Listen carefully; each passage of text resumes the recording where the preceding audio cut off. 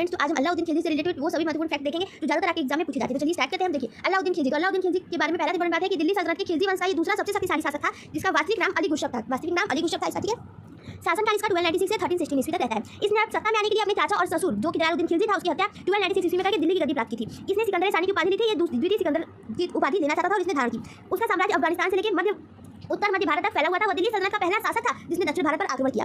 इसका सैन्य अभियान देख लेते हैं। तो देखिए इसने पहला सैन्य अभियान गुजरात के खिलाफ किया था 1299 से 1304 में। और इसके अन्य विजयों में रणथंभौर आता है, चित्तौड़ आता है, मालवा आता है, सिवाना आता है, जौलौर आता है, जो इसके सब सन मैंने लिखे हुए हैं, आप देख लीजिएगा। उसने मंगोल आक्रमण का सफलतापूर्वक सामना करने के लिए एक विशाल और स्थायी सेना का गठन किया। उसने सैनिकों के लिए सीरी नामक एक नए गैरिसन शहर का निर्माण करवाया। प्रशासनिक सुधार देख लेते हैं। तो उसने राजकीय कार्यों में धर्म के प्रभाव को नकारते हुए राज्य हित को सर्वोपरि माना, ठीक है। उसने एक शक्तिशाली गुप्तचर विभाग की स्थापना की जिसे बारीद मुमालिक कहा जाता था। तो बारीद मुमालिक की स्थापना किसने की, ऐसे करके पूछा जा सकता है, ठीक है। उसने अमीरों की आपसी मेलजोल, सार्वजनिक समारोह और विवाहों पर प्रतिबंध लगा दिया। मद्यपान, भांग खाने और जुआ खेलने पर भी प्रतिबंध लगा दिया। उसने डाक व्यवस्था और हुलिया लिखने की व्यवस्था लागू की, ठीक है। डाक व्यवस्था घोड़ों के लिए थी और हुलिया लिखने की व्यवस्था जो थी वो सैनिकों का हुलिया दर्ज करना था, ठीक है। आर्थिक सुधार में और बाजार नियंत्रण में उसने किया कि उसने क्रांतिकारी बाजार नियंत्रण प्रणाली लागू की, जिसमें बाजार को उसने 3 भागों में विभाजित कर दिया और वस्तुओं की कीमत तय कर दी, ठीक है। तो देखिए पहला बाजार उसने अनाज बाजार बनाया, दूसरा कपड़ों और विलासिता की वस्तुओं का बाजार था, तीसरा दासों, घोड़ों और मवेशियों का बाजार था, ठीक है। उसने भूमि की पैमाइश के आधार पर लगान निर्धारित किया और भूमि कर को बढ़ाकर उपज का 50% कर दिया, ठीक है, जो बहुत इंपॉर्टेंट है। उसने दान, उपहार, पेंशन के रूप में दी गई भूमि को वापस ले लिया। खालसा भूमि जिसे कहते थे उसने उसे वापस ले लिया और मतलब कि जो जागीरें दी जाती थी जागीर उसने वापस ले दी और खालसा भूमि में मिला लिया। खालसा भूमि यानी सरकारी भूमि, ठीक है। उसने चराई कर और घरी कर भी लगाया। चराई कर दुधाऊ पशुओं पर लगता था और घरी कर घर का